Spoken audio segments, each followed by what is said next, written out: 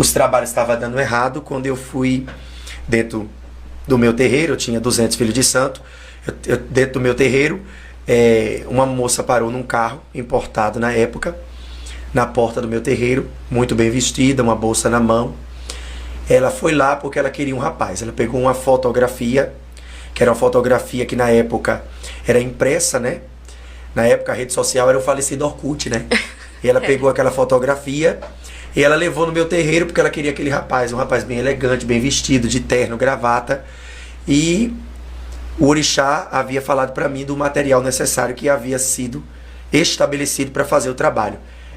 Do trabalho para ser feito só de mão de obra. Era 10 mil reais. Nossa. E ela disse, dinheiro para mim não é o problema. Eu quero esse rapaz. Só que eu não procurei saber quem era o rapaz, eu não procurei saber de onde ele era. E eu fui fazer o trabalho em uma distância de quase 100 quilômetros. Fui fazer o trabalho, porque até nisso a entidade não trabalha. Ela não atua em qualquer lugar. Não aceita qualquer coisa. Não aceita qualquer ambiente geográfico para fazer o trabalho.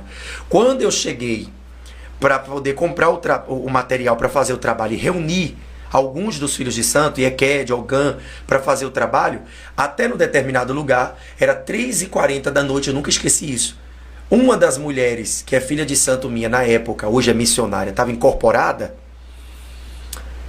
o orixá que estava à volta ali, a entidade disse assim, eu não quero nenhum trabalho aqui feito hoje. Eu não quero nada do que tem aí a gente quer. Não pode fazer esse trabalho. Porque veio uma ordem lá de cima. A primeira vez que você ouviu isso? Eu fiquei assustado porque eu já tinha o hábito de fazer as coisas e darem certo. Sim. 7, 14 e 21, né? Porque é assim que é trabalhado lá dentro. Então quando eu fui fazer o trabalho, eu me espantei. Porque a própria entidade que falou. Veio uma autorização pra gente não mexer nesse rapaz. As velas, todo o trabalho. Todos os animais que eu tinha feito, o sacrifício, que eu tinha decapitado. Gente. A entidade disse, pode parar o trabalho. Pra você foi o... Eu recolhi o que deveria ser recolhido, joguei no lixo, o que deveria ser jogado no lixo. Imagina 10 mil reais de material. Nossa. 20 cabeças de bode. Imagina isso. Para fazer uma amarração. Né? Entidade perigosa. Exu tranca a rua das almas. Então, quando eu cheguei lá, recolhi o material, fui para casa. No dia seguinte, fui no terreiro da minha tia, que ela era minha ancestral, a pessoa que havia me instruído e me direcionado ao candomblé. Quando eu cheguei para sentar com ela, eu disse, tia, eu fiz um trabalho e deu errado. Ela olhou para mim com aquela sabedoria que só ela tinha. E disse, você procurou saber com quem você estava mexendo? Nossa. Falei, não. E precisa? Ela falou, deve. Nunca esqueci isso, igreja. Ela disse, nem todo trabalho que você faz derruba todo mundo. Porque nem todo mundo é fácil de derrubar. Ela disse, eu te dei todas as instruções de dentro do axé. Mas tem uma instrução que eu esqueci de te dar. Ela levantou o óculos, sentou comigo e disse, você pode matar, sacrificar, arriar despacho e obrigação é boi é bome para qualquer entidade. Mas existe um povo que você não pode mexer. Nossa. Esse povo é diferente de nós. Eu falei, como eles são? Ela disse, eles são diferentes da gente, porque quando a gente quer fazer, a gente mete a mão na cara e a gente faz.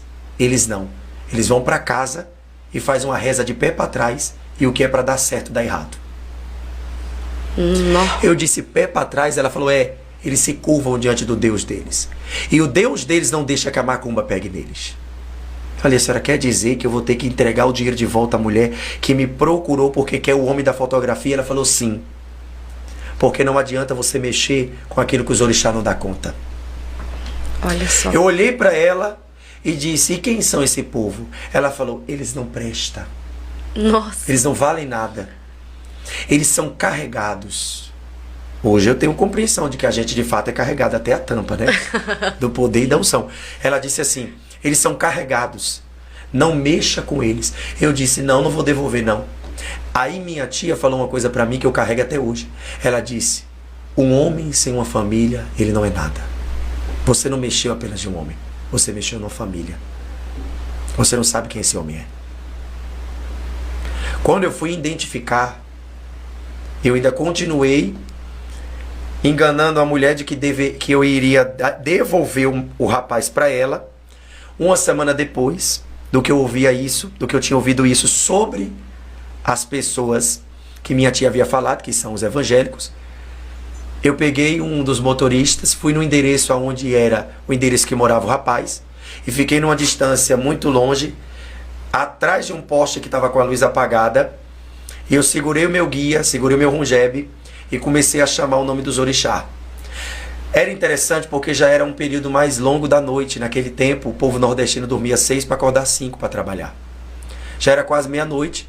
A luz incandescente da porta da casa daquele homem estava aceso. Quando eu cheguei do outro lado da rua, que eu fiquei olhando e coloquei a mão no rungebe e comecei a chamar o nome das entidades, a entidade materializou a minha volta e não conseguia atravessar a rua para entrar na casa do homem. Era como se elas tivessem uma barreira que impedisse elas de entrarem dentro daquela casa.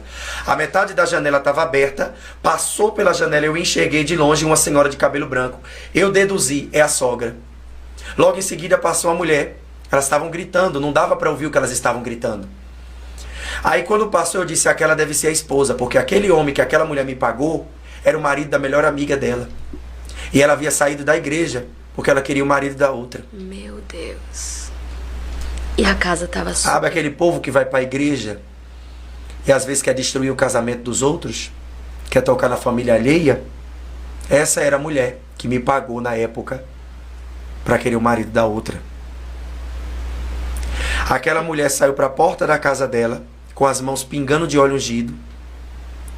Ela não estava me vendo porque eu estava no escuro, todo de preto. Quando ela estava na porta da casa dela, sem ver, mas pelos olhos espirituais, ela levantou as mãos em direção ao outro lado da rua. Ela disse, Satanás, eu já te vi. Eu te dou uma ordem agora, por um caminho você veio, por 7 você vai voltar. Meu corpo paralisou, minhas mãos suavam e transpirava. A minha sensação era que meu espírito saiu de dentro do meu corpo. Nossa, que experiência. A autoridade daquela mulher foi tão grande que ela gritava que às vezes o pescoço dela ficavam para fora e ela disse assim, eu e minha casa serviremos ao Senhor. Olha só. Sabe o que ela estava fazendo? Anos depois, me tornei evangélico. Fui tomar um café na casa dela, sem ela saber que eu já tinha feito trabalho para a casa dela. Ela disse, você acredita que sempre eu vejo um demônio na porta da minha casa, já vieram fazer até trabalho na minha porta? Eu olhei para ela e disse, fui eu que vim fazer. Outra pergunta que eu ia fazer.